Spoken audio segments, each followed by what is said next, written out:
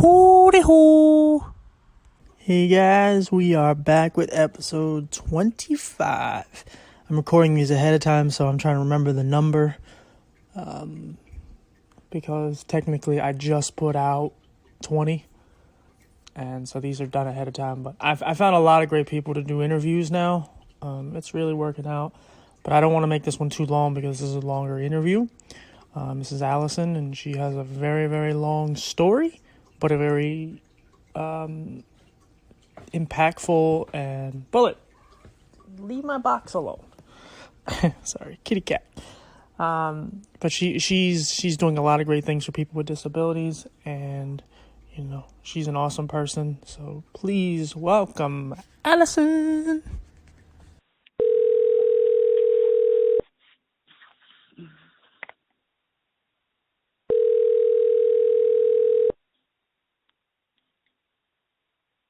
Calling Allison. This call is being recorded.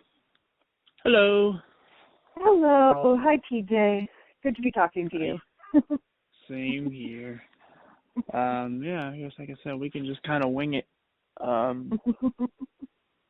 But yeah, so this is Allison. We met. I don't even know what group we met on. You remember which disabilities? One? I think it was disabilities, not abilities, or abilities and disabilities was not positive. One of the many Facebook disability groups. Right. So yeah, and I put out a little message saying, I'd like to find some people that wanted to tell their story, and she was one of the first people to do so. So yeah. So yeah, why don't you might as well tell us your name and age and what your childhood was like. Okay. Well, I'm Allison Hayes, and I'm in my early 40s, and I grew up in a pretty well-off area, but I was one of the resource room kids. Of course, my classmates weren't that nice about it. There was a different name that started with R that they preferred. I grew up with a fine motor disability, which basically translates into my writing was pretty much illegible, and anything that required really good motor skills, I wasn't so great at it. Right. It's something that basically using a computer and practice has made better. I basically took notes in my classes starting on a computer, starting probably about fourth, fifth grade, which was really strange at the time. I mean, nowadays, you use your computer. Everybody uses their computer. But at the time, their laptops as we know them didn't really exist. So what I had, I still remember, it was called a Z88, and it was basically about the size of a notebook, a little thicker, and it had a 4-line screen, and that was it. Okay. And so it was just this little tiny screen to write on, and I took all of my notes and things like that. Now, did it have like a stylist or? Oh, no. What? Oh, no. They were nowhere near that technology. It was literally a keyboard. Oh, a keyboard, okay. It was a little keyboard which took up most of it, and then a little tiny screen that could literally hold 4 lines down, and that was it. Yeah, they eventually started making those down the road, which were like higher quality, but still kind of crappy. Those little tiny mini computers. But their hardware and software were not back. They never. I don't think they ever really made any real legit good ones. But yeah, you probably had one of like the very few like first models of. It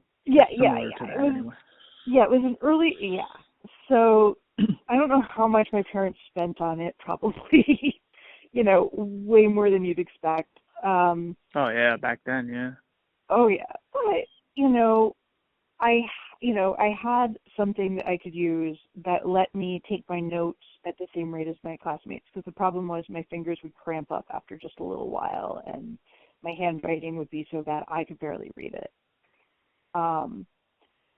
And so I've always lived with that disabled-ish label, the you're not like the rest of us kind of thing, even though when you think about it, what I had was a relatively mild learning disability, because it This is something you're born with, right? Yeah, my family figured this out when I was like 3 or 4, and we were given, exercises for me to do and things like that. And I went from having, gross motor control to just fine, but, I still have this, but at this point it's almost a non-existent issue for me, because I can type everything, Well, yeah, right. Was there expectations, like the doctor? Did he have like low expectations on what you could or couldn't do, or did they tell you what was potential for you? No, I don't actually remember. I don't even remember there being a doctor involved, so to speak. It was literally they had various kinds of social workers and physical therapists, and they made the diagnosis when I was too young to, know what they were saying, and they just talked to my parents. Right. So that's not something they can detect, like, right out of the womb? No. Right. I'm just trying to give them as many information as possible on what you have. Oh yeah, no, absolutely. So, basically, yeah, so it was like, as a kid, as a small child, they were like, wait, she's not handling the clay well, kind of thing. And they were like, oh, this is weird. So is that a test? I'm sorry, I don't mean to keep cutting you off, just because I'm not that familiar. So the clay, is that some sort of test to see your motor skills? Like how? Yeah, I don't know enough details to, give you 100%. I just know that, okay. So it was just kind of this thing of my hands weren't, I wasn't handling things that required, fine motor skills as well as kids my age should have been.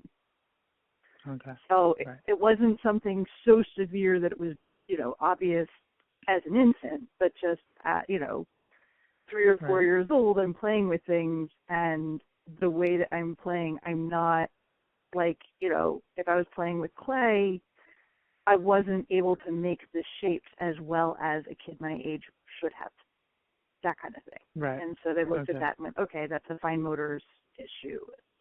Let's, do a bunch of exercises with her hands and build up the dexterity in her fingers that she doesn't naturally have. Right. So, now, is this the condition you have? Is it very rare? Well, this isn't actually the main condition. The main condition I have is called functional neurological disorder, but that wasn't diagnosed until I was in college. Okay. Sorry, I skipped ahead. Go ahead. Continue. Yeah, no, you're fine. I'm just saying, as a kid, I was a little on the outside, and I used the assistance that's normally available. Gotcha. I dealt with the social ramifications of that. When I was 9, I was diagnosed with depression. Basically, I'd had multiple family members die, and from my perspective, it was very suddenly. It was, my grandmother had emphysema, and my mom kept saying, oh, yeah, you can see her when she gets out of the hospital, and she never got out of the hospital. My grandfather had died of a stroke. My great aunt had been killed in a car accident, multiple deaths. My grandfather and great aunt died when I was 6, and I was low, but it wasn't something that could be defined as depression. And then when my grandmother, a family friend, and my art teacher died within a few months of each other, I basically turned to my mom one day and said to her, I'm trying to think of happy things, and I just can't. Right. I can't cheer up. Now, I'm sorry. It's very hard to, when you're on the phone, you can't like wave your hand and go like, "Hey, over here." Yeah. Right. No, you're good. But I mean, from someone who's been dealing with depression, so like, if you can remember, I know you were 9, but like, was it something? Did you feel like just? I mean, because it's hard to really understand death and all that at that age. Right. Like, was it like, were you like perceiving it as like everyone is just leaving you? Yeah, it was this deep-seated, they're gone, and there's nothing I can do, and I knew they were gone forever, and so there was this like sense of being abandoned, and not, and these people that I loved were gone. Another piece of this was my mother had actually, it turns out, had been abused by her parents. And part of that abuse was oversharing information. And so my mom decided that since I was already depressed, which meant I was like her, because the reason she was able to recognize my depression right away is because she herself had a history of depression. She saw me as an appropriate confidant. So while I'm depressed about losing everybody, she started telling me stories of the abuse, which gave me this really uncomfortable, weird, clashing perspective, because this was my grandparents who I loved and who loved me and who I knew as safe people. And my mom, who is supposed to be the safest of people, is telling me about how my grandpa hurt her. Right. Yeah. So I think that. Did you see anything from your parent, like your mom, to where like sometimes when certain things are right there on the surface, but you can't really tell until like something is revealed, and you're like, oh, that's why she's like that. At the time, no. In retrospect, right, because you absolutely. were young. Right. And well, and it was, my parents were a very happy couple, very affectionate. It was they had a very healthy relationship, even though they both had been through abuse. Right. And so after Mom's sharing with me, I've got these insights that I have no idea what to do with, and this sense of people who I think are safe can hurt people I love too. Like that was the big message there. Right. And even though all of my life, Mom was very loving with her parents and very affectionate, and there was nothing that I saw that, even an adult would necessarily recognize as abuse. You know what I mean?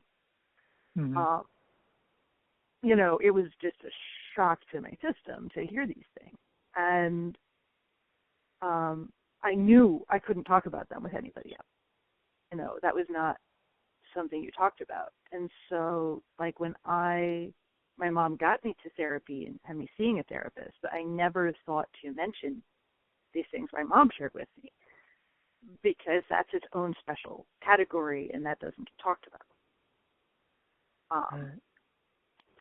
So, I did have this deep-seated conflict of, wait, Grandpa seemed like such a wonderful, loving person who was safe, who loved me, who cared about me, who wanted me to be happy, and he hurt my mom,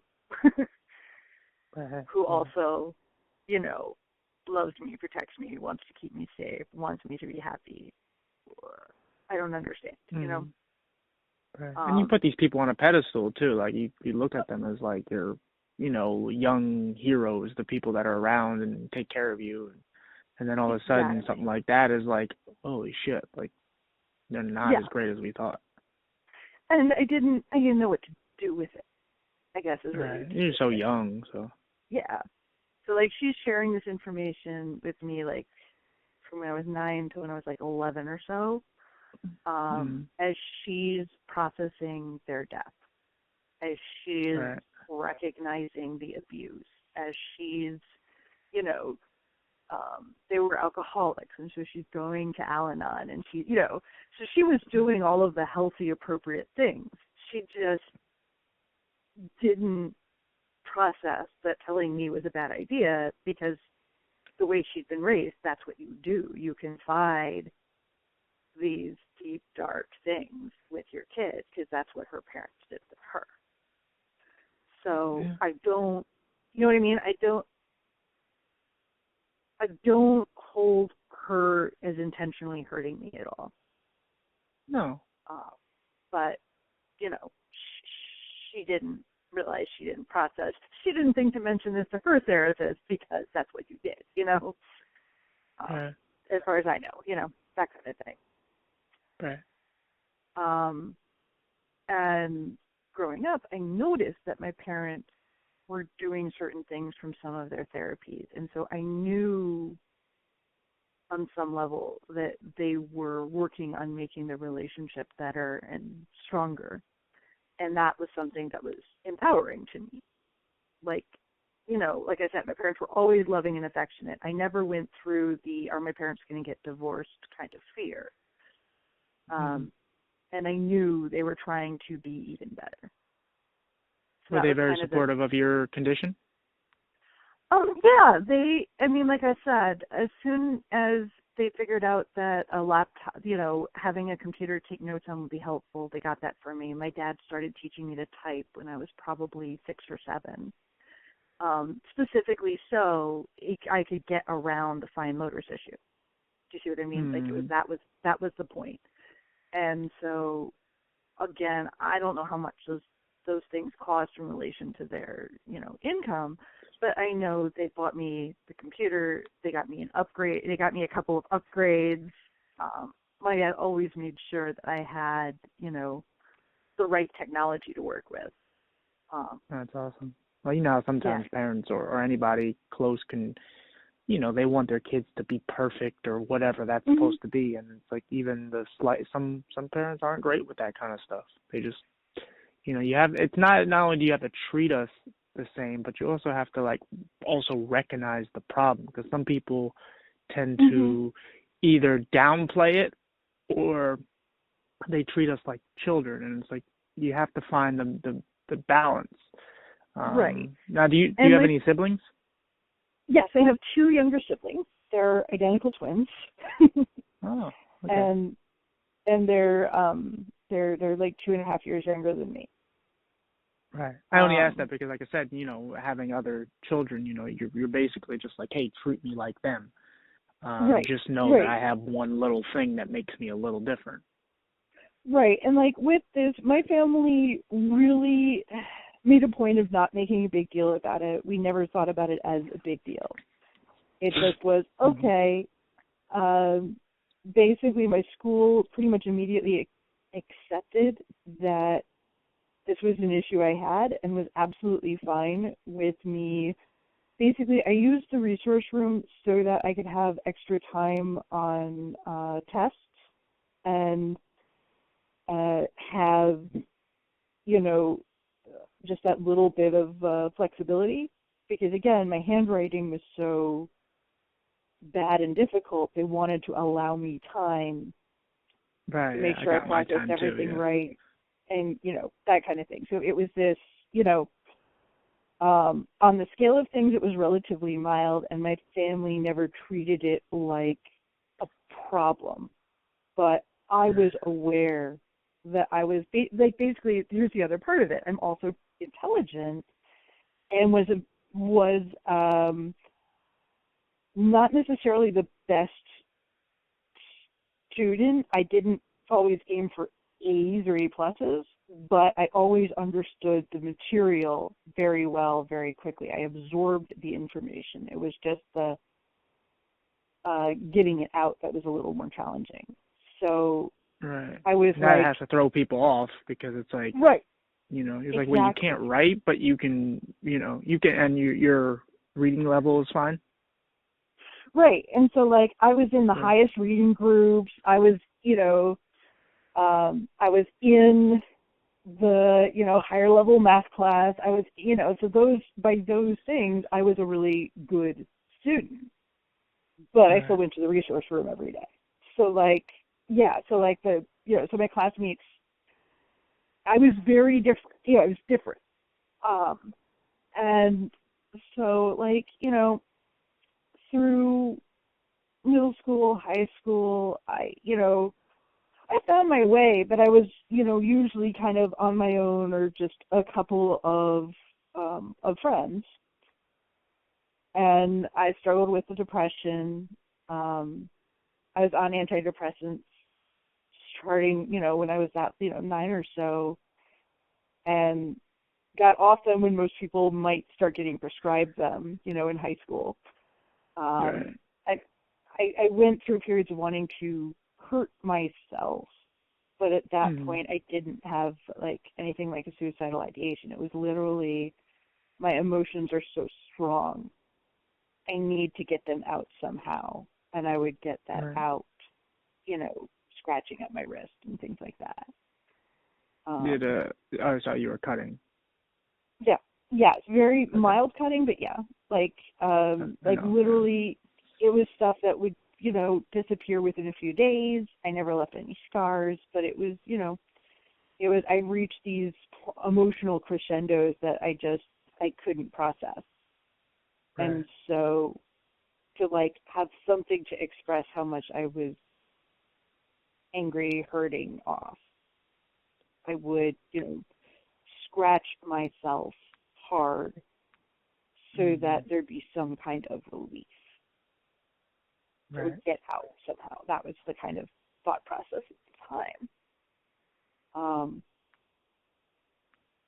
While I was in college, I got into a emotionally unhealthy relationship. I was dating a man who was probably narcissistic and had something, he hit this point of emotional just instability. And the way that relationship, it fell apart in a really nasty way, but even while it was going, there was a unhealthy element to it. And I just remember, and this was my first FND symptom, but I didn't know that at the time. He and I were in bed together and cuddling with each other, and I started to shiver, like it was cold out, but it wasn't, and my whole body just started shaking. It just exaggerated the shiver until every inch of me was shaking as if I was cold. And he held me closer, and I shook harder. And looking back on that with an analytical lens, I kind of know what was happening, which was this deep emotional conflict, because I loved him and I wanted to be with him, and I felt unsafe with him. So that same unhealthy combination of emotions that I felt about my grandparents when my mom told me about that I felt about, you know what I mean? It was this. Right, yeah. This is an emotion that's happened before, that's got a lot of conflict around it that I don't know what to do with. And how long were you together before that happened? He and I had been together for almost a year, and the first year-ish of the relationship, or 6-7 months, I guess, everything seemed good and it seemed healthy. It seemed like a really good, solid relationship.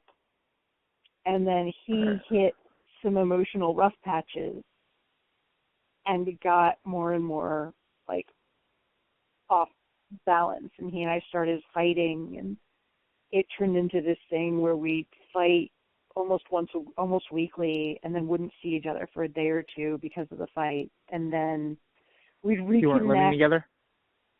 This was college. We were all in the dorms. Oh, okay, gotcha. So we actually lived in the same building. Gotcha. But I was on, one of the girls' floors, and he was on one of the guys' floors. Gotcha. So we'd be spending all this time together, and then we'd get in a big fight, and then I wouldn't see him for a day or two. And usually when I didn't see him, I was also, he had shared some suicidal tendencies with me. So I actually, when I wasn't with him and I didn't see him, I was a little worried that he might be contemplating suicide or making plans. And then when we, run into each other again, he would pretend there hadn't been a fight, and I would go along with it. And so it was this really unhealthy dynamic.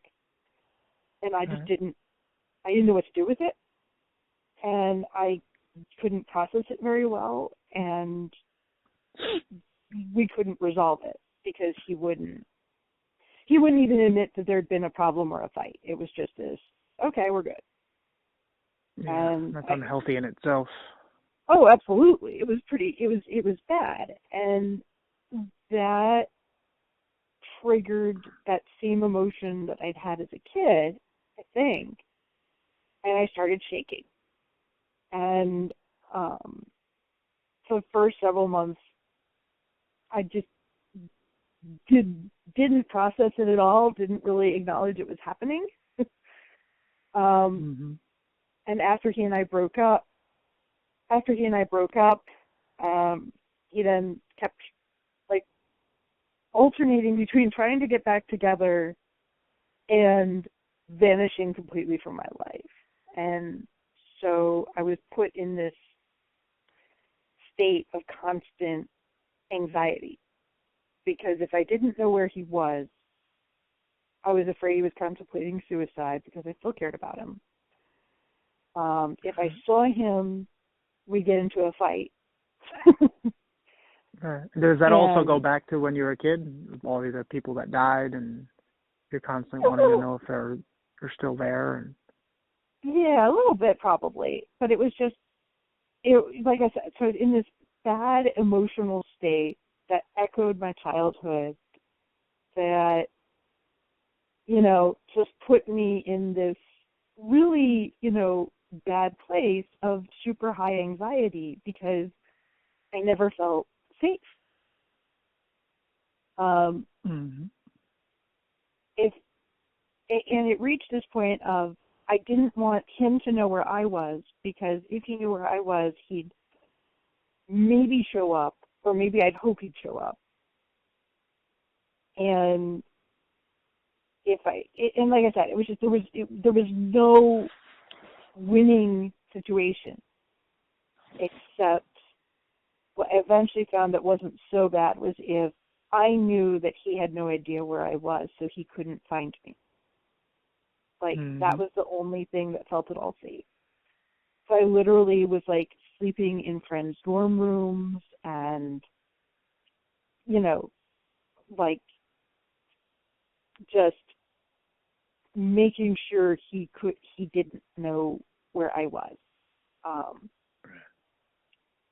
And during that phase, I started having now movements where my whole body would spread out suddenly. When the startle reflex, you get scared and your whole body is just ah, and everything moves. Yeah.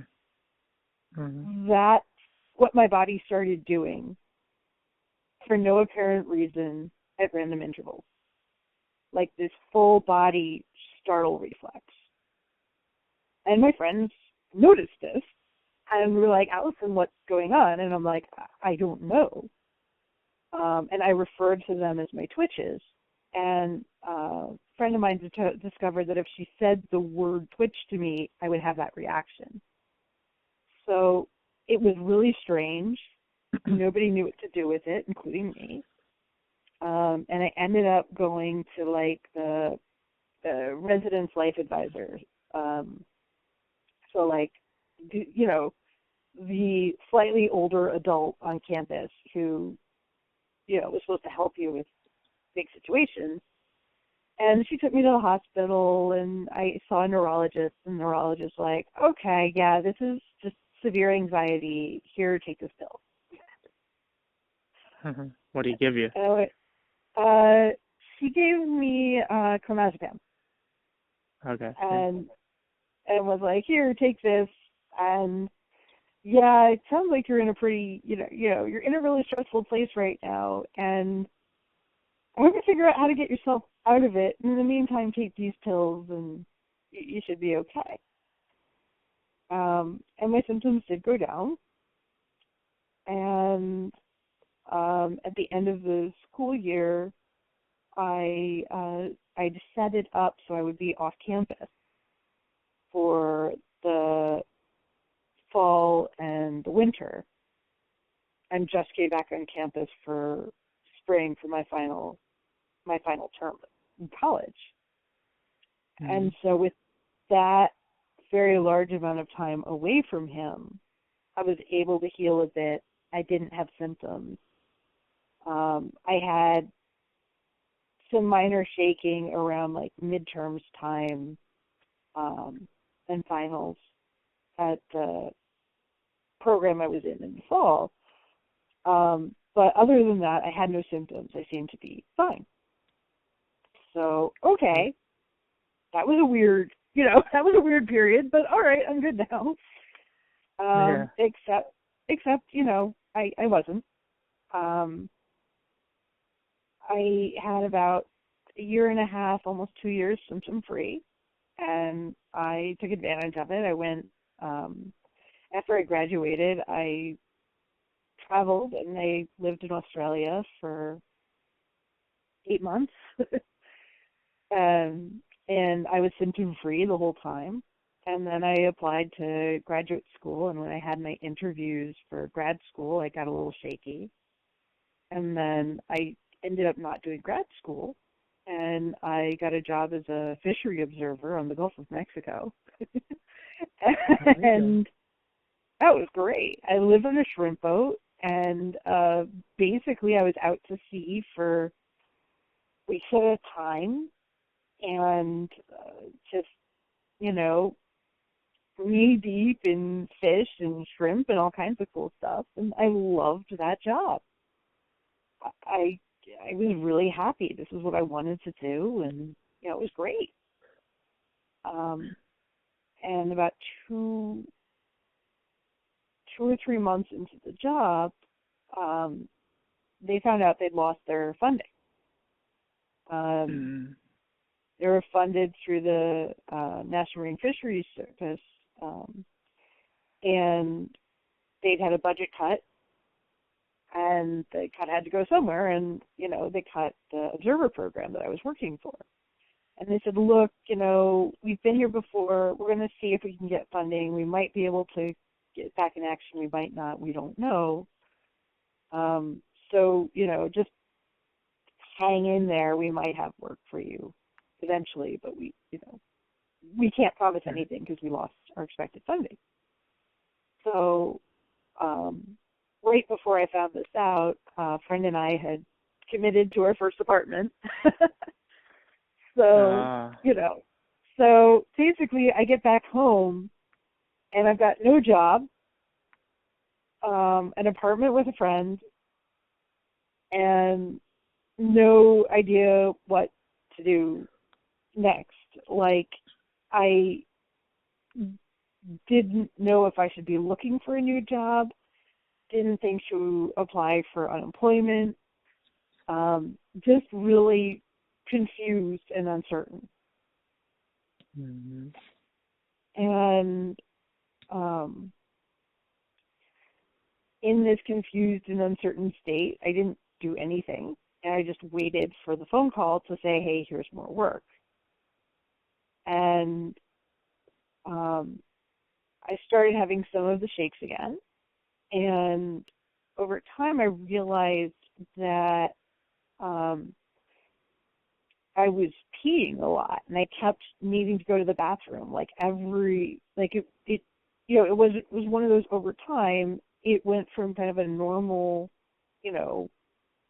maybe after 3-4 hours I need to pee, sometimes longer, sometimes to no, I needed to pee like every 2 hours, to I kept feeling like I needed to pee. I had no idea what was going on in my body, just that I felt this constant, need to pee. So by mid-February, I talked to a doctor, and he was like, "Oh, you probably got a urinary tract infection, and here's some antibiotics." That made sense to me at the time, so I took the antibiotics and was absolutely unchanged. And he went, "Oh, well, I guess those weren't strong enough," and gave me another round of antibiotics. And I'm like, "Okay, but this didn't work." And so I eventually ended up seeing a urologist, and they had no idea what was wrong. And by the time the job did call me back, but when they called me back, I was on a catheter. They put me on a catheter for a week to see if that giving my bladder a break would be the thing to help it work right again. Like they were just like, they didn't know, and they were guessing and trying, And so I couldn't take the job, which, didn't help my mental state. Right. And, well, the problem with anxiety, too, it gives you so many symptoms to similar things. I talked about, like, back in my really heyday of anxiety, like, I was panicking about, like, STDs and different things. And a lot of the symptoms, other than, like, the real major symptoms, but, like the flu-like symptoms and being out of it and achy and all these things, like, if you look that up on WebMD or any of these type of places, you're going to get 1,000 different answers, because it causes so much confusion in your body that you really don't know what's going on. Oh, so, yeah. It's very sporadic. And so basically I went through like another 3 months of just this bladder dysfunction with no identifiable cause whatsoever. Nobody had any idea what it was. And, nobody knew what to make of any of it. So I kind of went, okay, well, if nobody knows what's going on, I'm going to just do my best to ignore it. And, I got a new job and started trying to do that. And it ended up basically out of nowhere, my whole body started shaking and wouldn't stop. That was in May. I had my whole body was shaking, and nobody knew why.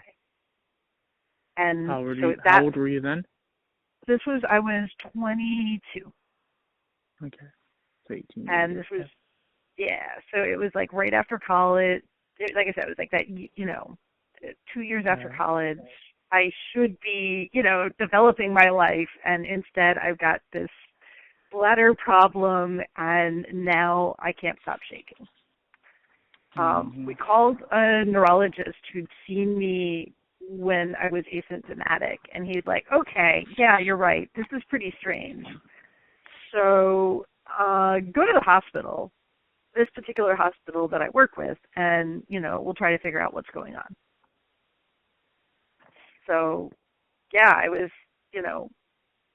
I had to get admitted through the emergency room, and it was a, big, uncomfortable thing.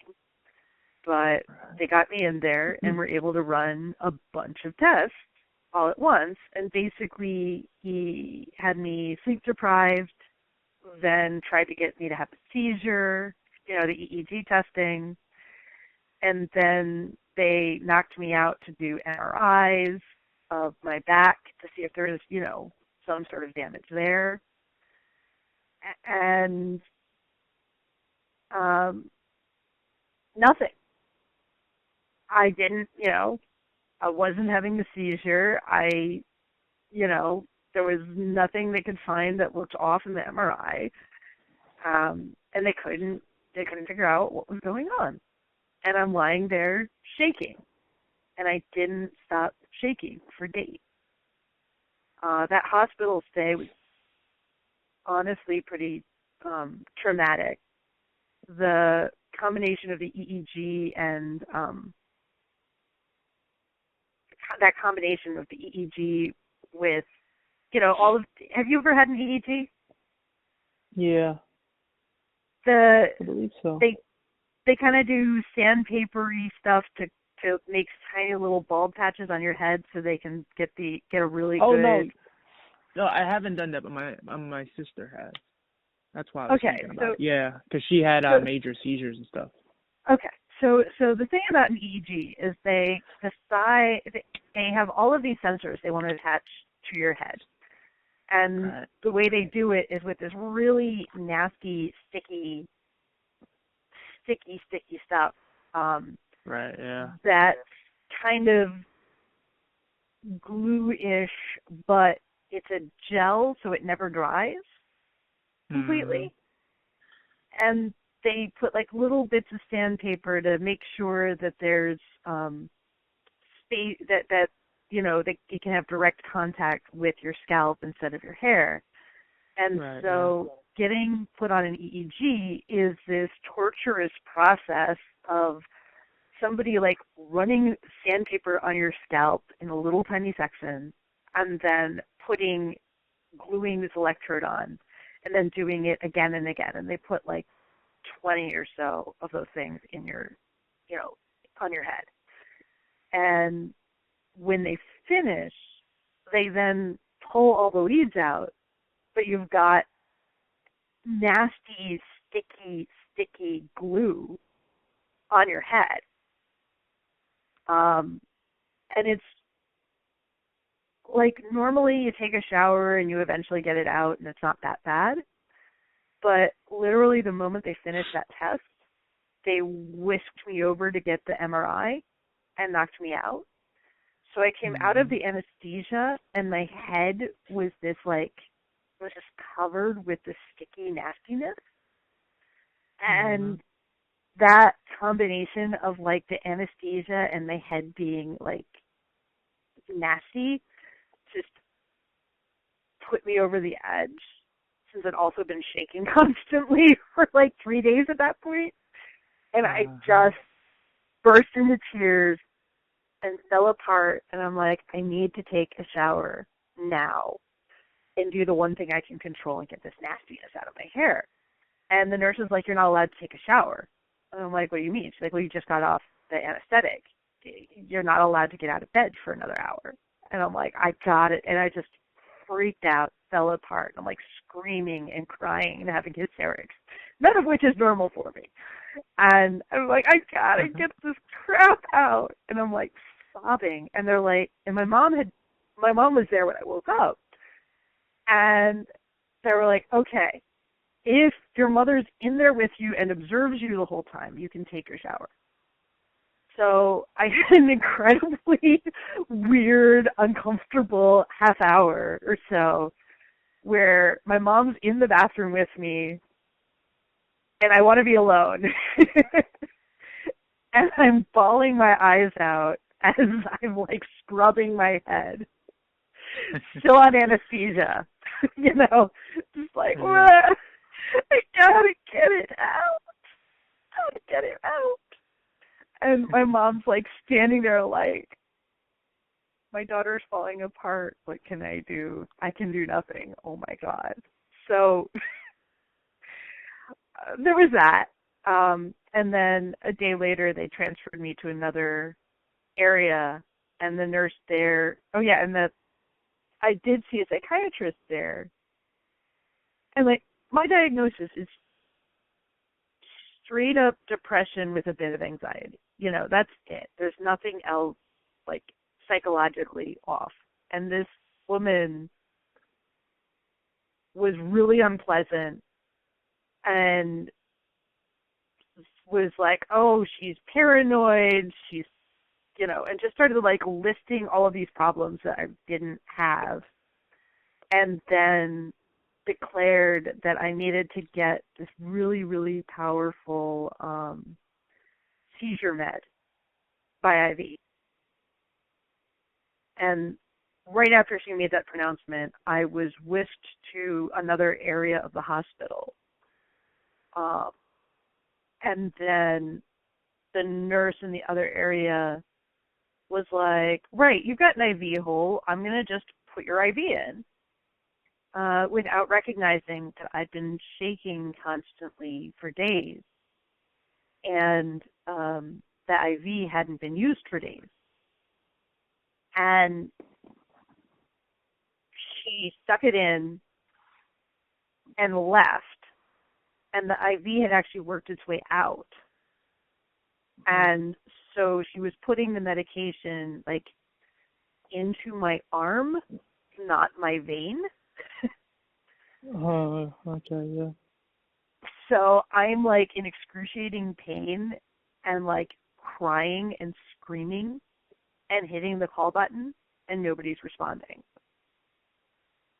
And the woman in the bed next to me, who was not in good shape and shouldn't have gotten out of bed, went over to try to help me by trying to stop the flow from the machine because I was in agony and the nurse didn't show up.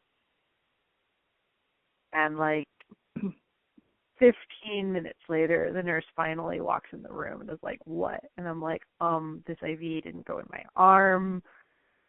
I'm in pain because, there's this medication that didn't get into me that you wanted me to take that I'm in pain here, help. And she just had somebody else come in and put in a new IV in my hand, which was lovely. And, restarted me on the meds and stuff. But it was just, there was a couple of really traumatizing, nightmarish hospital experiences. Closed out from all the stress and everything, at the end of I was there for 4 days. And on Friday, Saturday, they were like, my parents had been told that I was being released, and they were like coming to pick me up. And I didn't know this because nobody communicated this to me. And I got really badly hit with that abandonment feeling and the fear and anxiety that goes with that. And I started having like desires to, do my very mild cutting. And as a point of emotional pride, I didn't want to do that because I thought I was past that. You know what I mean? It's like, yeah, that's something I used to do and I don't want to do it again. And so I reached out to the nurse there and said, look, I've got a small desire to hurt myself and I don't want to do it. Could you please check in on me more often because I need somebody around? And she went, oh my God, she's suicidal, and ran out of the room. And they tried to put me on a psych hold. And eventually they put me on the phone with the psychiatrist who I was supposed to see instead of the woman who was so nasty. And he and I had a conversation. And I'm like, look, I know I have a history of depression. I'm having an urge to, put marks on my flesh. I'm not suicidal. I'm feeling hurt. I'm feeling overwhelmed. The thing I do when I hit this overwhelmed point is, stick things in my skin so that the emotion's shown somewhere. And I'm trying not to do it. That's all I was asking. For somebody to be present so that they could help me not do that. And he's like, oh, yeah, that makes total sense. Let me talk to the nurses. And, he was able to explain and calm them down. And so I did leave the hospital that day. still no idea what was going on. But, you know, that hospital visit was really traumatizing for me, even though nothing super major happened. There was one person on the staff there who said, you know, since we can't figure it out, I recommend that you call the office for the Center of Parkinson's and other movement disorders and see somebody there, because this looks like a movement disorder to me, not seizures. And so they might be able to figure this out. And that's what I did. And that was where I actually got diagnosed. How quickly? Once I got to that point, it was quick. It took about 2 or 3 weeks to get in to see him. And I walked into that neurologist, Dr. Mazzoni. I walked into his office, or limped really. My dad, you know, was there with me. And he got my permission to videotape me, and he and I talked, and he looked, you know, I'm like, look, every scan they've done, there's nothing. Every test they've run, there's no problems. I don't know what's going on. That's kind of how it usually plays out, too, where you basically spend a crap load of your life trying to figure out the problem, and no one's giving you answers, and then there's just like this small crack that the answer seeps through, and you get to this one destination, and the answer's right there. It's like, oh, yeah, if you would have just came here first, basically, you would have had this within a day. It's like, Jesus. Of course. And so, so Dr. Mazzoni, you know, did a couple of, like, you know, very standard, you know, touch your nose kind of neurological tests. And he's like, okay, I'm 99% sure I know what you have, but I need you to see a psychiatrist that I know to confirm it. He's like, I know movement disorders, and the movements that you're having, which at this point was like the constant tremoring stopped, but I still tremored a lot, and I was having the like startle response, and I was rocking back and forth a bit. You know, it was a few different things, a few different movement things. And I still had the you know, constant urinary urgency. And he's like, okay, looking at these movements, they're not any of the standard movement disorders.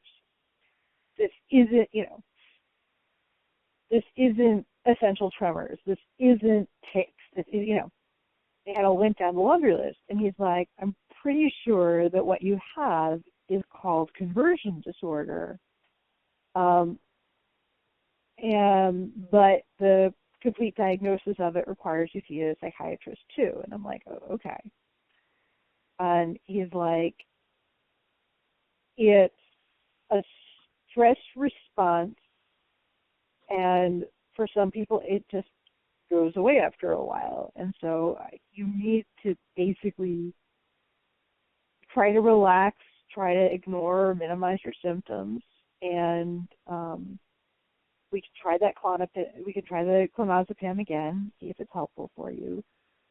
But the main thing is kind of manage your stress levels, and just, you know, it's possible that this will go away. Okay. And, you know, we talked about the urinary stuff. He's like, yeah, a lot of people who have conversion disorder also have urinary problems as one of the symptoms. That, you know, that fits too, and that might be your cause. And I'm like, okay. So you started to get a little bit of that moment. Yes, exactly. And I saw the psychiatrist who wanted me to, and he confirmed that it made sense. What I know now is that the way that works is, at the time, it's now the modern name for it is functional neurological disorder, but at the time it was called conversion disorder and considered a psychiatric condition. Where basically, as a stress response, some people would develop all different kinds of movement symptoms or other neurological-ish symptoms that didn't fit any of the standard causes. And it has no relation to what you found out about you as a kid? With being no relation whatsoever. Yeah. No, that's what I Nope. thought. Okay. Yep. That was just an extra stress in my childhood. Was his only answer? Oh, I'm sorry. Go ahead.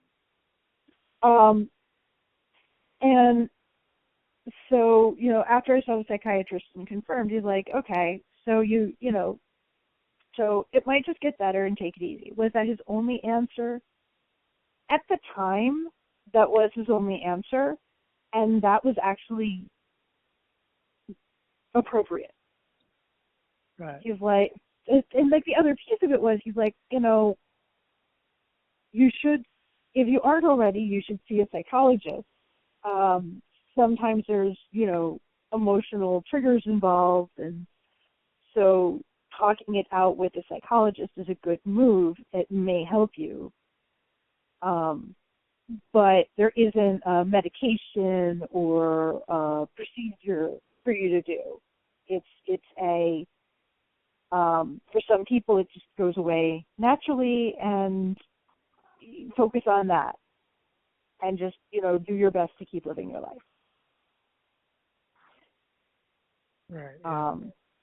So I do see where we were talking about yesterday about how, because, and you'll say it at the end, but with all the stuff you're trying to get into with Medicare, it makes a lot more, not with Medicare, but with, with all the medical history and insurance and all these things, coverage, it makes a lot more sense of all the traumatic things you went through to, how you got to where you are now, because, you kind of have, and that's the thing, usually, unfortunately, in order for people to understand or to want to fight for, people like us or conditions like ours, we actually have to go through something very traumatic and terrible. But it does seem to be that way. Unfortunately. Exactly. Unfortunately, but it's true. And so so Dr.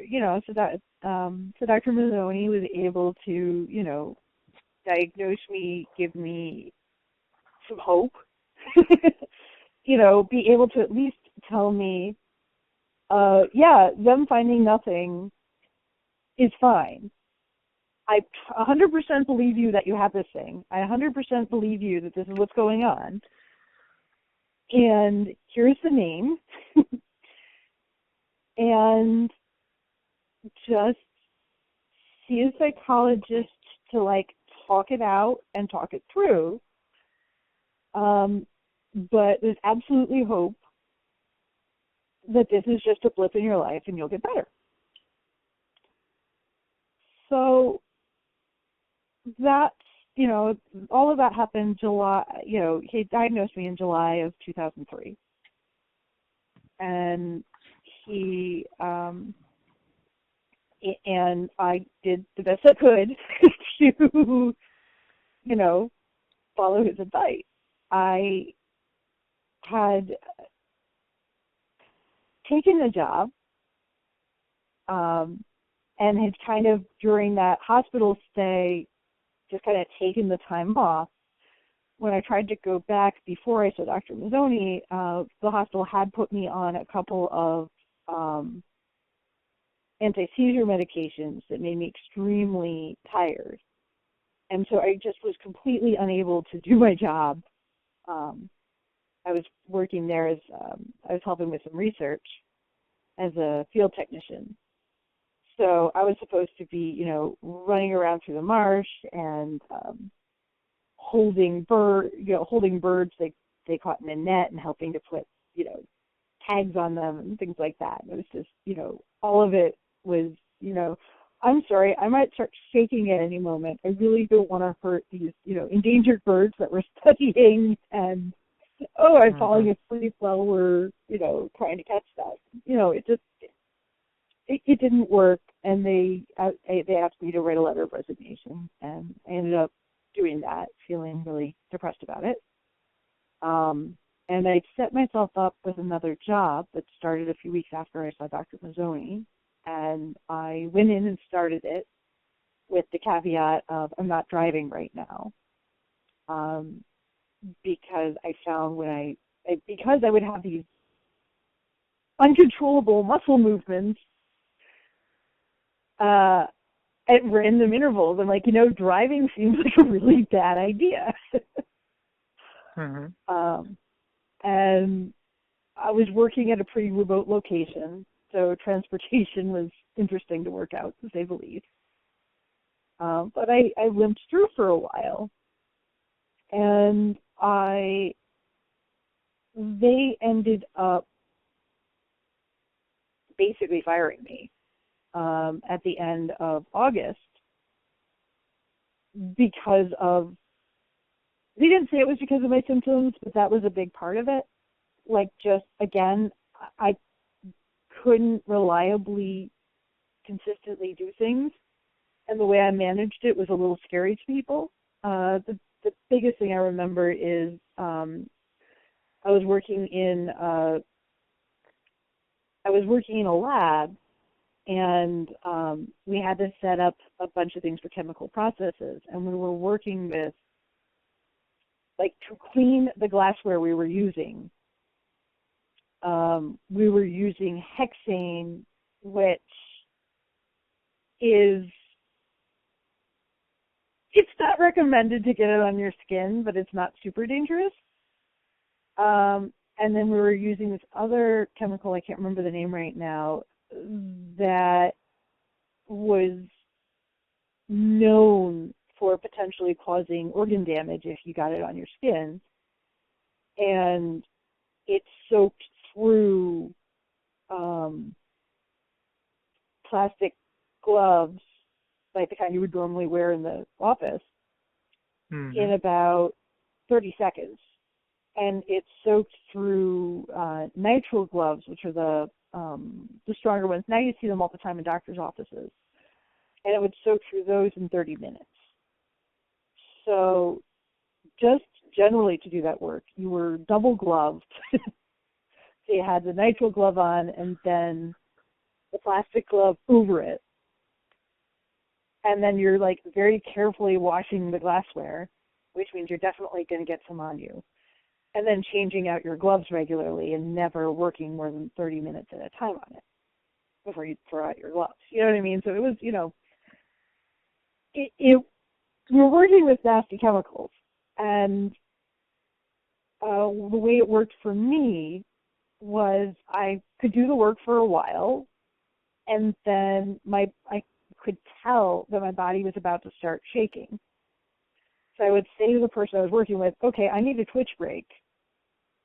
And then I would put whatever I was working on down, pull my hands out from under the hood, remove my gloves, and then stand in the corner of the lab and shake for a minute or two.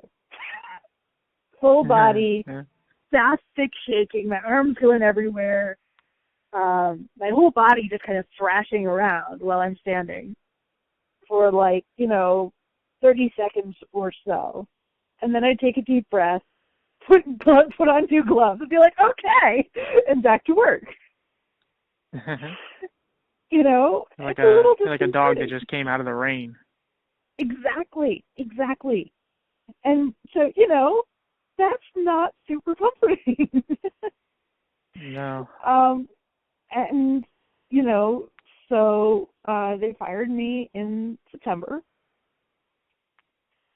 And I didn't have another job lined up. And I didn't know what I was going to do with myself. And I didn't feel very, sure that I could get a job because I still didn't know what was going on. And, I was pretty stressed out. And so I just kind of kept going to therapy, and, I kind of talked to my boyfriend. I had somebody I was dating who'd been a long-time friend, and we'd started dating while I was doing the Observer stuff. And, I just kind of was like, I don't know what to do with myself right now. I'm doing my therapy. I'm trying not to stress myself out. I just lost another job. Now what? You know what I mean? It was just, it was tough. And,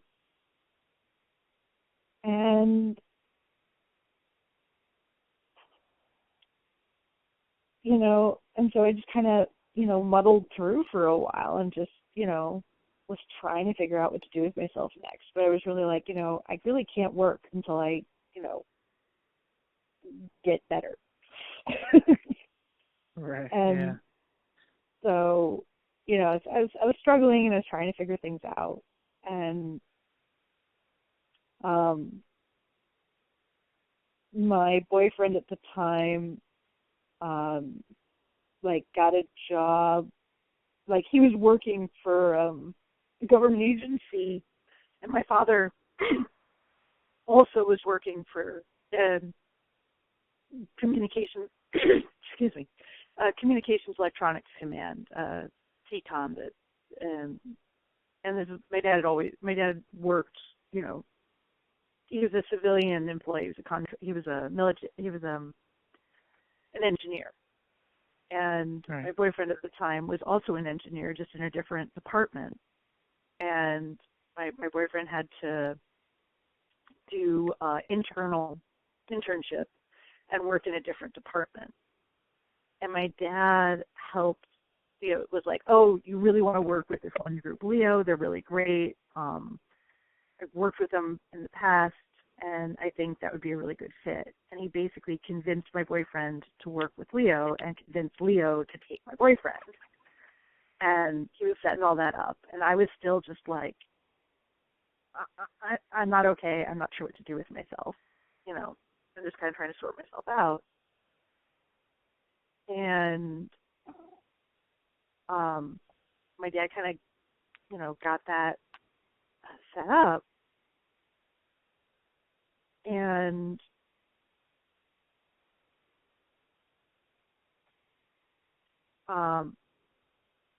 then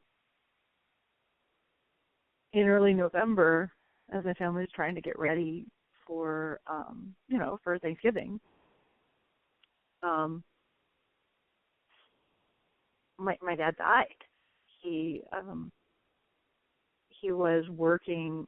He was in the backyard. He climbed up a ladder to, pull some leaves out of the gutter and off the roof, and the ladder slipped. And he landed on the back of his head on concrete. We had a concrete patio in our backyard. And, my mom, was with him and called 911 and got an ambulance to come. They took him to a hospital that was actually nearer to me than to her.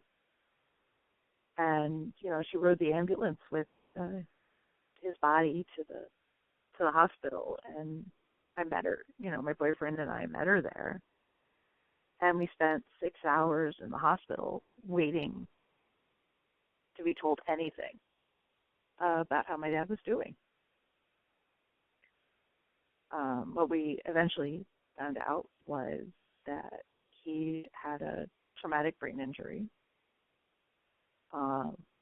His skull had shattered in the back. It was an internal wound. There was no bleeding. We know, he looked okay. For my mom, it looked like he was, sleeping when she was looking at him. But no, his skull had shattered, and he was brain dead.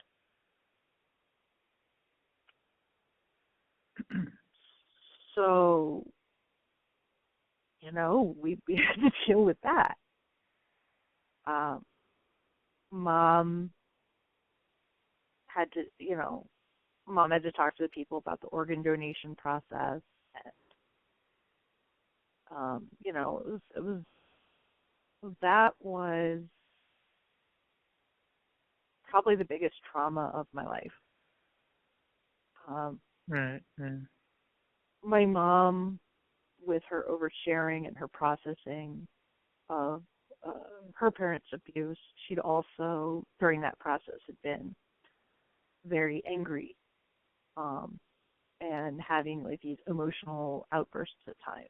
And my dad was always a very, very calm person, very just, he was one of those people that like nothing seemed to ripple him, nothing seemed to faze him. Whatever happened, he'd just be like, oh, okay, let's, I'll take it, just very calm, very accepting. And so like, kind of what you needed. Exactly. And so he'd been the one to take me to most of my doctor's appointments. He'd been the one who, made sure I was getting the help I needed. He was the one who was kind of my rock through this, Mm-hmm. And so losing him, and again, it was just so sudden. It was, at noon, he was at home. Of course he's at home. Everything's fine. And, and then he's on the ground and he's unconscious. And then, by 9 p.m., they told us he was dead. And they unplugged his body at 7 in the morning the next day. So this is huge, huge bomb in my life, and this huge new emotional trauma. Well, I'm dealing with a condition that's trauma responsive. That, and I didn't know that at the time. I know that now. And just this huge, gigantic, new stress and trauma, and oh my God, my life just exploded, And, we got through it. But the other part of that was Mom kind of instinctively, I think, leaned on me a little more for emotional support, because her last big, huge emotional trauma, her parents dying, had been her other emotional support, Right. And I felt super, and I felt super hyper protective of her for the same reasons. And so, like, my sisters were absolutely there as much as they could be. I'm not downplaying them or what they tried to do, but, Lindsay was in college at the time. Emily was living at home, but doing college courses and getting ready to go away to college. And so Mom just leaned on me emotionally, not, you know what I mean? Like, I just remember, I think one of the worst parts of it was she would just come in and be like, I need a hug. And I've always been a very, like, empathetic person, but the FND kind of magnified that and turned it into a very physical thing. And so my mom would come to me for a hug, and I'd reach out and hug her, and then my whole body would start shaking uncontrollably. And she would hug me harder. And I would feel so trapped because I couldn't even control my body, Yeah. And I couldn't say, Mom, don't hug me, because she needed it. And I kind of needed space. and I couldn't ask for it. Right.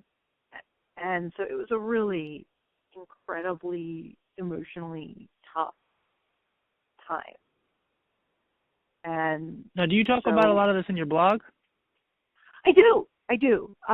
Okay. Yeah, yes. My blog is Thriving While Disabled. www. I don't want to cut you off. Oh, yeah. ThrivingWhile-Disabled.com. I do want to save some stuff just so people can actually read your story too. I mean, I'm loving what you're giving me. Trust me. You can tell me whatever you want, but I also, spoil your whole blog. No, it's not. It's I talk about it in little bits.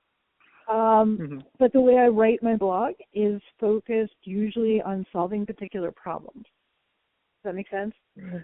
Right. So yeah. What made you write it? Like, what made you? What made you actually consider doing a blog? Well, that's actually because of my partner, in a way. My current partner, Al, he and I have been together for 10 years now. There you go. And congratulations. Yeah. And he has been through 2 traumatic injuries in the time we've been together. He was in a car accident and had a brain injury in 2012, so 2 years after we got together. And I handled all of his healthcare, found the right doctors for him, got him to see the right people, set him up with all of that. And it was a very scary time because I kept being afraid that he would, he'd lost basically all of his emotional control. All of the filters that are normally there were gone. That was part of how his brain injury worked, along with giving him a constant severe headache. And I got him into cognitive rehabilitation. He spent a year doing cognitive rehabilitation exercises, and he was able to regain control, which was, wonderful. For him. But it was it was a really tough year. On top of it being my second year of graduate school. So it was a really, really tough year, but, we got through it. And then 3 years ago, he slipped and his acetabellum, the biggest bone in your body, the hip joint, his broke, shattered, multiple pieces. And first we had to, figure out what happened and then get him to the right doctors, which was actually surgery. We got him into the hospital for special surgery, and they successfully reconstructed his hip. But then we had to figure out why it happened. And I, again, managed all of his medical everything. And it took us a year, but we eventually were able to find out that what actually had happened was he had autoimmune pernicious anemia, and we didn't notice the mild side effects he had because we thought that the memory issues were because of the brain injury. And having the pernicious anemia meant his body wasn't getting any B12, which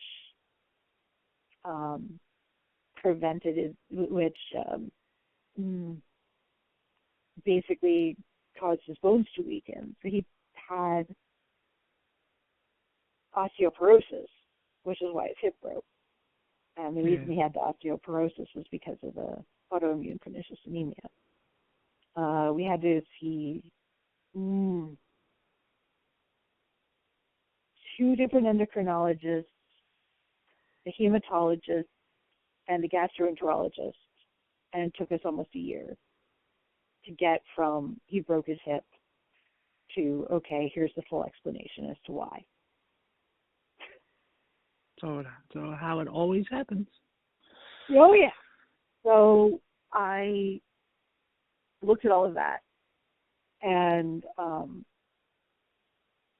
Alan and I were both in this maybe can't do traditional jobs space. And so he and I were watching various things on, working from home and self-employment and that kind of stuff. And I started looking at blogging as a possibility. And he's like, yeah, honey, that makes a lot of sense.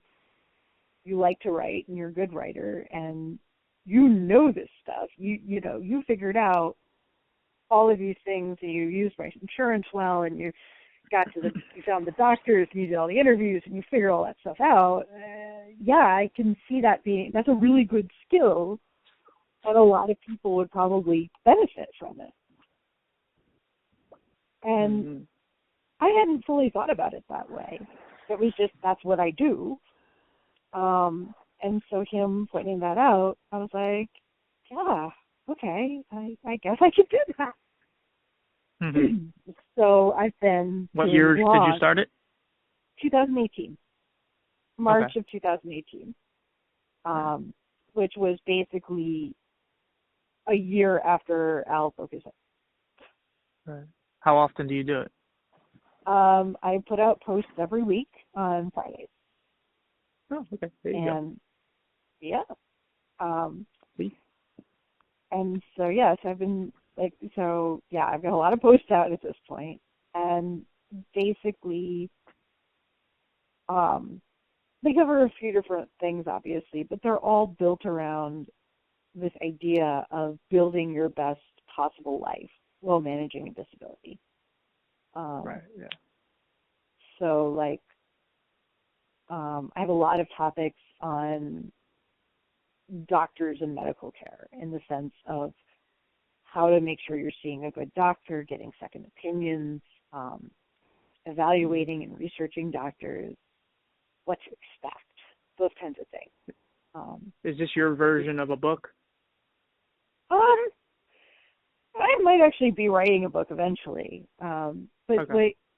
what this is it's designed to be, what are the pain points, the tough things when you're dealing with a chronic illness or a disability. And again, in my mind, I kind of put them together, but there's a lot of people who might identify as having a chronic illness but might not be ready to embrace the disabled. Right, yeah. Yeah, we talked about that yesterday. And so, for me, it's this, I want to empower people. I want people to realize that they can have control. Another thing I write about a fair amount in the blog is I'm living on SSDI, and that's actually, I applied for that starting in January after my dad died, because I knew that I couldn't work. I was not physically, mentally, or emotionally capable of it between the FND, the conversion disorder diagnosis, which is now, I guess, properly called FND, and, the trauma of losing my dad. So I applied. I actually got accepted first try. So it was about 8 months between when I got the application, when I applied, and when I started getting my benefits, which is kind of amazingly fast, even for the time. And now it's completely unheard of. And I've done a lot of research into how to make things work, and I'm always willing to do a bit more. And I also have, this is actually my second business I'm launching. So all right, before you go into that, because that's kind of how I wanted to end it, where you tell your program, what so we could just finish off the, after your mom died and all that. So what do you do now, as far as, do you take any kind of medication? What do you do for your condition? Well, I actually had found an amazing treatment program. it was called the MORE program, motor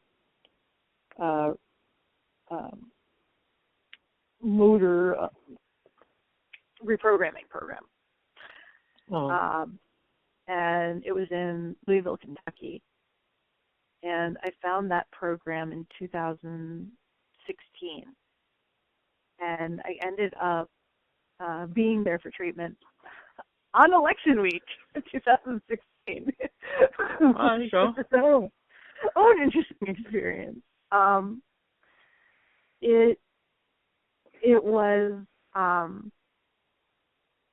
that program was basically a combination of three things: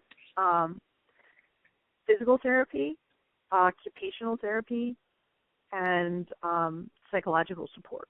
So they had a psychologist on the team, and a few OTs and PTs. And they also had speech therapy for people who needed that as well.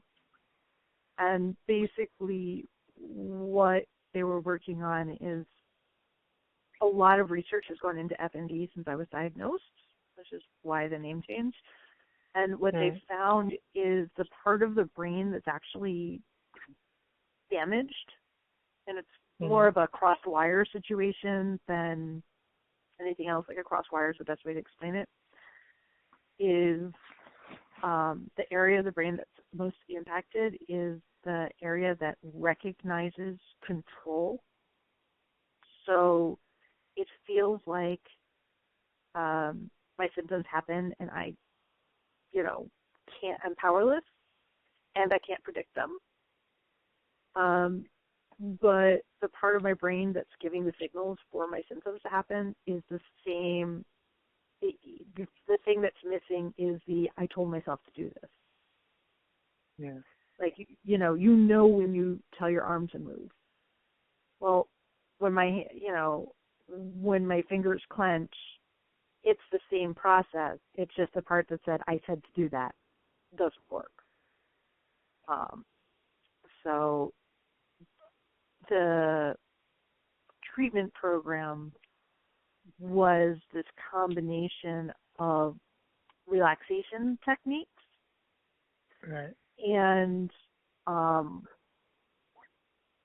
like regaining control, not wresting it away, but like a lot of it was about, all right, if you start having symptoms, stop what you're doing, take a deep breath, relax yourself, and then try to do it again. And it worked.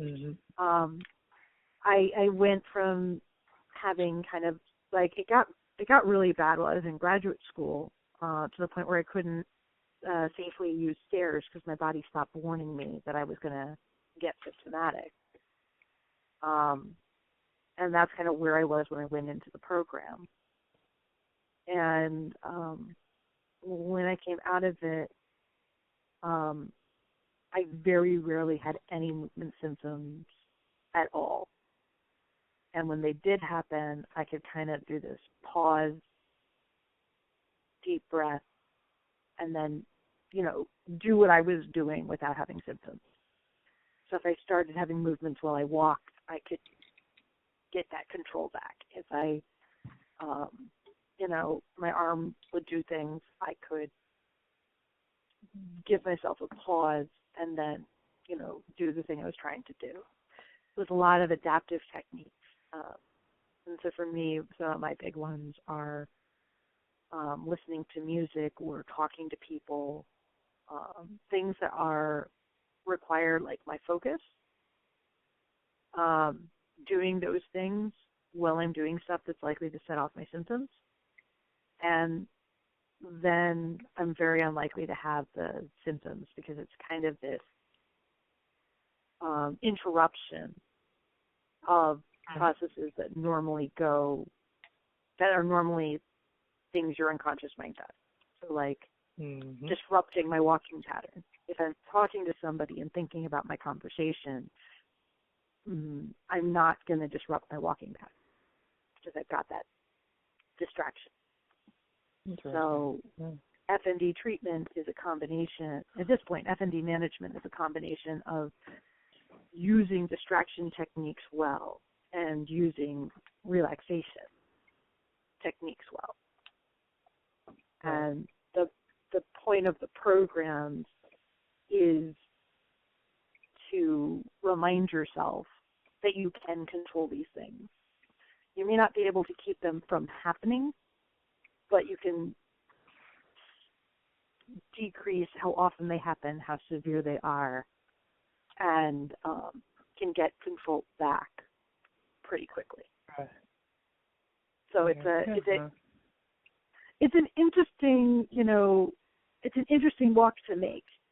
But yeah, so at this point, all of it's about this self-control, self-awareness, and also a very deep acceptance that this is part of who I am, because anxiety triggers symptoms. So if I'm worried about my symptoms happening, they're more likely to happen. Right, yeah. So then I go in. Okay. So I have to go. So I kind of go into life with this. If I get symptomatic, oh well, people can deal with it, and then I'm less likely to have symptoms. I'll do a bit. Mm-hmm. No, go ahead, sweetie. Go ahead. So then I'll do a bit of like planning for things. If I'm doing something, how can I make sure that if I get symptomatic, it's not a problem? So like, for example, when I fly, I've done in years, but when I do, I give the airline staff the heads up that I have a movement disorder, but it doesn't require any interventions.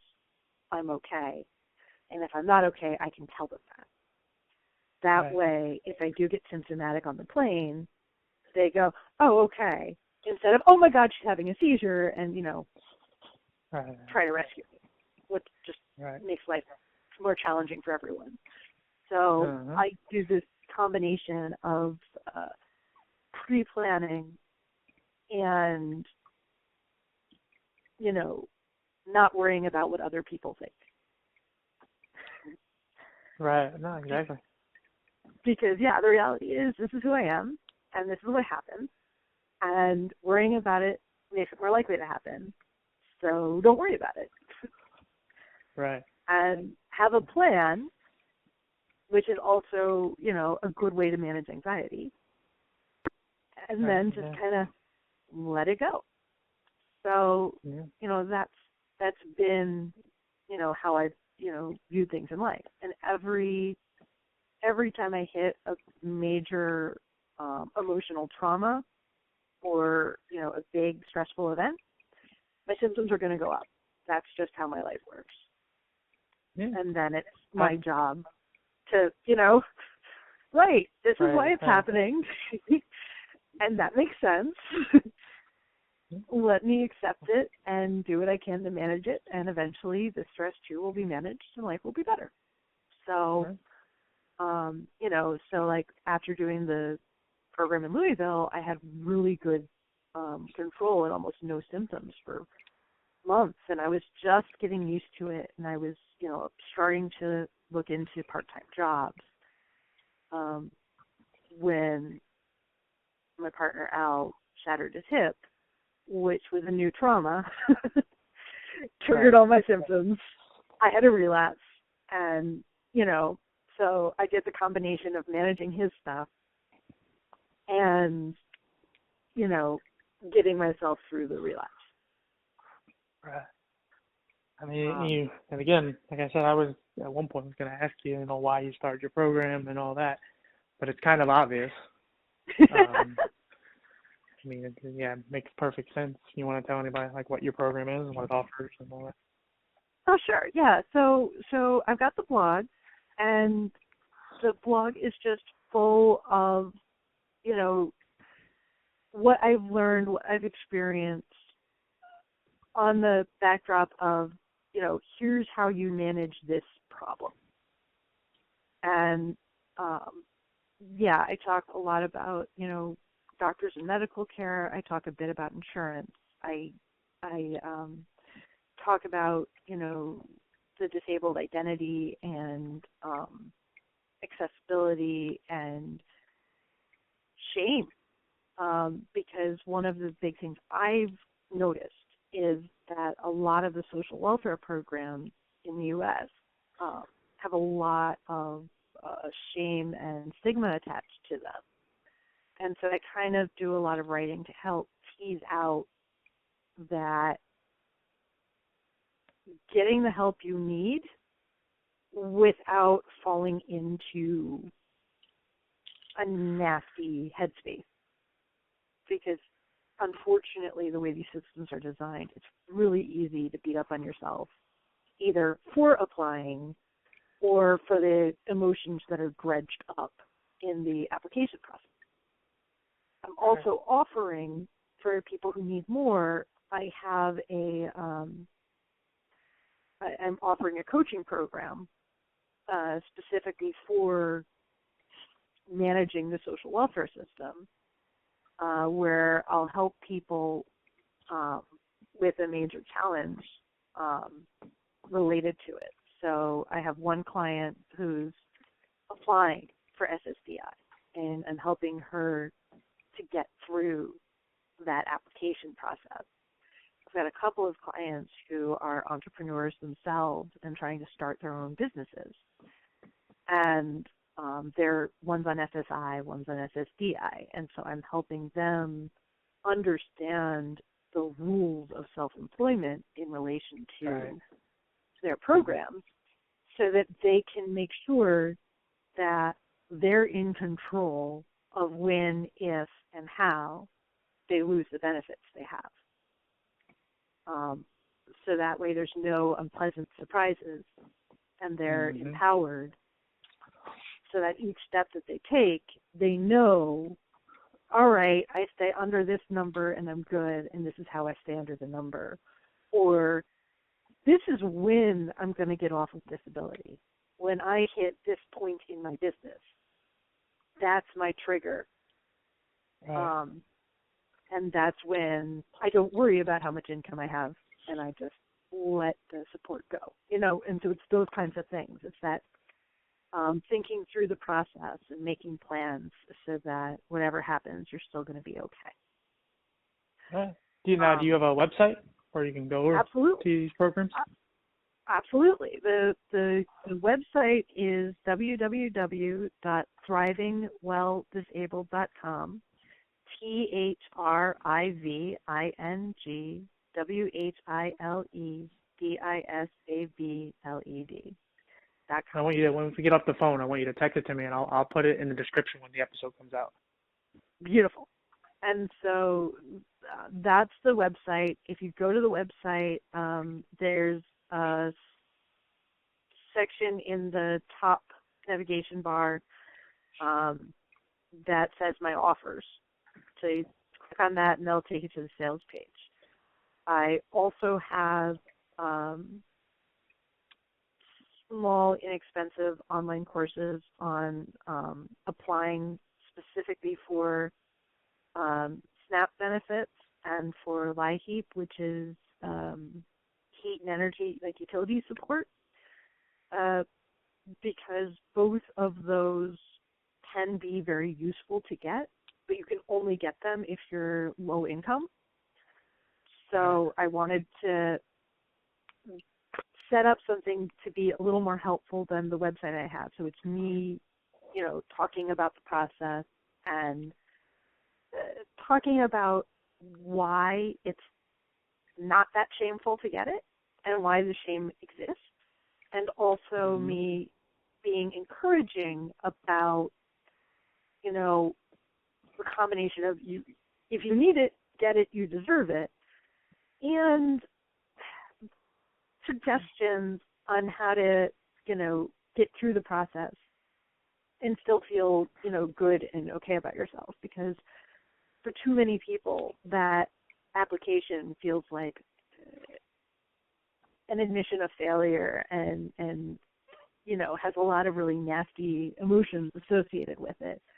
Even though it's their to help. And that's the purpose of the program. You know what I mean? And we've got a lot of false narratives in this country about independence and supporting yourself and, all of these stories we tell ourselves that aren't really true, but they're part of like our national psyche. And so I just really want people to feel okay about getting that support. I also have created a small course for people who also have FND, focused on one, confirming your diagnosis, and two, on and on like suggestions for managing it. Okay. No, that's cool. I think, like I said, even though we're doing different things, we're still ending up in the same place where we're just trying to help people with disabilities. At least, like mental health is in that, and there's absolutely. just so many ways to, dig a hole. Like we have to try to find our way in somehow, and try to make the even smallest amount of differences as we can. Oh, absolutely. And I'm like just now launching a new support program, which is more focused on, people dealing with chronic conditions who are working. And it's all about making sure that you've got like the best support you can and feeling in control of that process. Yeah. So that's like it's a big 6-month program where it's just, come on in, tell me about what your struggles are in regards to managing your condition, understanding your condition, getting the right care, and I'll help and support through that process. Or helping people who, have a big, nasty, stressful thing coming up, like a major surgery, or they're trying to get a major surgery, or a big treatment process, things like that, where again, it's this, let me help you get over that hump and get the help you need and feel confident in getting it. So, so everything I'm doing in this is all about helping my fellow disabled people. I know I'm coming into all of this from a place of relative privilege. My parents did get me did get me the right medical care, did support me when I got my mental health diagnosis, they helped me every step along the way, and they had the money to be able to get me through that whole process. And we all catch breaks once in a while. I mean, it happens. Oh no, absolutely. And what I'm saying is that you want to help. Exactly. And my thing is, I had the time to do a little extra research and wasn't in panic mode when something went wrong. When I decided to apply for disability, I knew my mom would help me financially as I got there. When, you know what I mean? Like, I've just been in that position. I'm not in panic mode. So I was able to do a little extra research and pull in some more information. And I'm also kind of fascinated with systems and how the systems work. So I've just been gathering all of these pieces and then, writing posts and offering services to say, hey, here's an aspect of this you might not have seen, or here's a lesson I learned because I could push a bit. And so, I want to encourage you to push when you need to, and here's ways you can push. And here's steps you can take to help. You know what I mean? Yeah. No. Great. And so, I'm like, I'm taking what I got and sharing it out so that, whoever needs it can get what they need, and they know, oh, here's how I handle this piece. Here's that step I didn't know I needed. That kind of stuff. Because there are backdoors. They do exist. There are ways to push on pretty much anything, and there's options and choices that you can take if you know to ask. And the first thing the doctor says isn't always the right thing. And too many people have been taught doctor is an authority figure, you don't question the doctor. Well, no, doctors can be wrong too. So, absolutely. Push back, ask questions, and if they won't listen to you, find a better one. Right, yeah.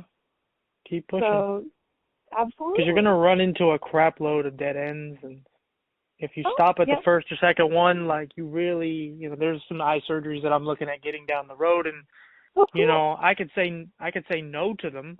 Well, there's one really, but the problem is like they don't have that over my head my entire life where I'm just like, you know what, like I could have gotten that, and now I'm at a point where I can't get it. So you gotta really, really push for what you need, and like I said, it sucks because you eventually do get to a point where you're at a dead end, and this might be your last resort. But and of course, you're tired of being told no, and you're basically too broken to fix this or whatever, or a couple of years ago this could have worked and that. But you still have to try, because you're gonna have that thought in the back of your head, and like I said, you really could help your life now. Absolutely. There's always. Don't wait. Oh yeah, no. There's always something you can do, and another thing I write about a lot is the mental health aspect, and the how do you protect yourself? How do you improve your mental health? How do you make your thoughts safer or more helpful, or pull yourself out of a funk. And I think all of those are very important, and so I write about those pieces a lot too, because I see too much stuff that's like toxic positivity instead of like actual helpful, like I refer to it as realistic optimism. Like,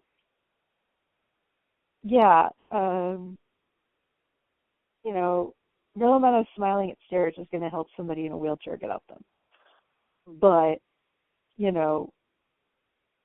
making a law that, ramps and elevators are necessary will help somebody get up, get to the next floor, And recognizing that you have strength, that you can make decisions that impact your quality of life, that you have power, that lets you do everything else. And so one of the things I think is most important is that rebuilding of the word's actually self-efficacy, but that belief in yourself and the belief that you can do things successfully.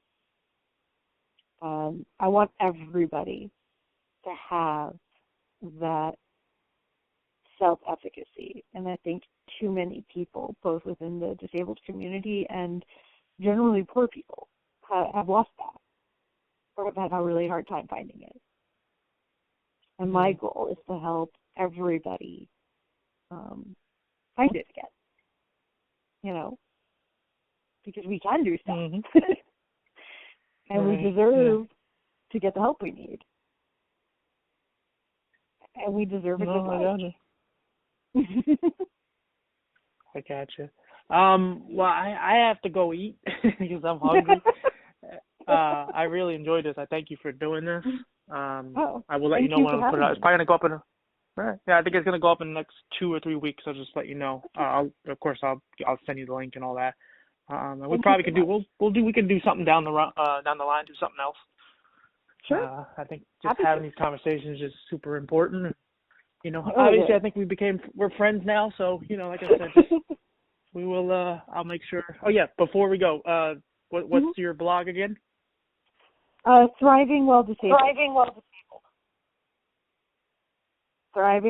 Thriving while disabled. Check it out myself, and like I said, yeah, I'll talk to you later, all right? All right, talk to you later.